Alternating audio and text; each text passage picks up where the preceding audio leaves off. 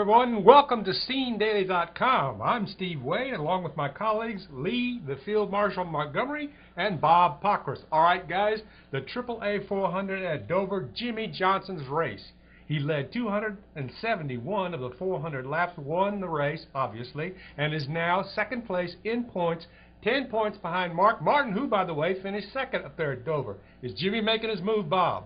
Well, he's making a move, but, I mean, I'm not ready to etch his name on the trophy just yet. I mean, a lot of people want to, but Mark Martin's still leading the points last time I checked, right? You're correct. Okay, all right. Well, I mean, you know, as Mark Martin's crew chief, Alan Gustafson, said yesterday, he's like, look, if we average a 1.5 finish, I think we win this thing. Now, he's not saying they're going to average a 1.5 finish, but he said, you know, don't be counting them out just yet. Well, nobody's counting them out. We got 8 races to go, and obviously Mark's doing a great job. It's just the fact that when the chase rolls around, Lee, that seems to be when Jimmie and Chad Knaus and the Hendrick team seem to be doing their best. What, 15 victories in the chase so far? Yeah, that's ridiculous, isn't it? How good he's performed in the chase over this span. You know, he could have won a couple other championships too. We could be looking at 4 or 5 in a row instead of 4.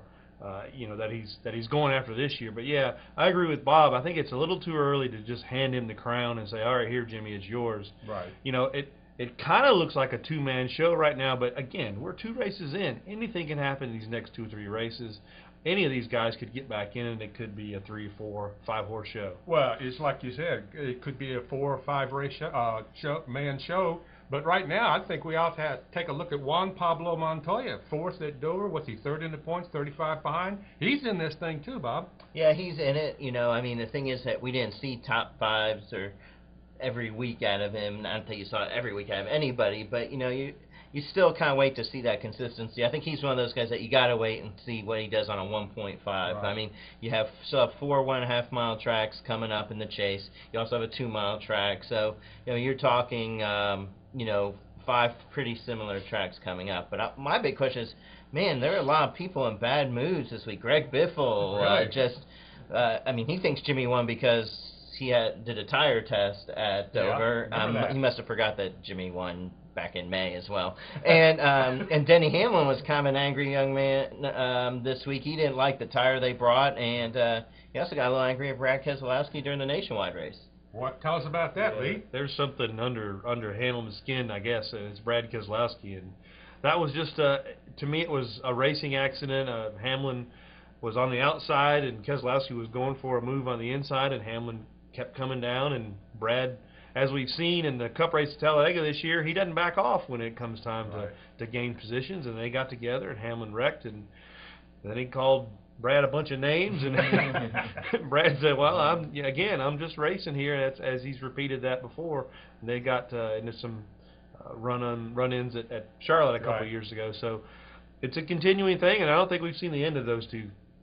I think you're right. I think Brad could have maybe been a little more like, you know, hey, that's a racing incident. I really didn't, you know, I was on fresher tires.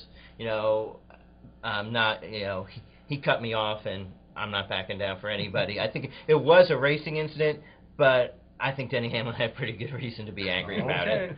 Well, one comment has to be made about Dover. We all talked about the car of tomorrow. One thing that the car of tomorrow has proven to be is much safer. We all saw what happened to Joey Logano, over 7 flips in that very frightening wreck. Got out of the car, walked away, and was able to talk on TV afterwards. Obviously, guys, if nothing else, the car of tomorrow has proven to be a much safer vehicle.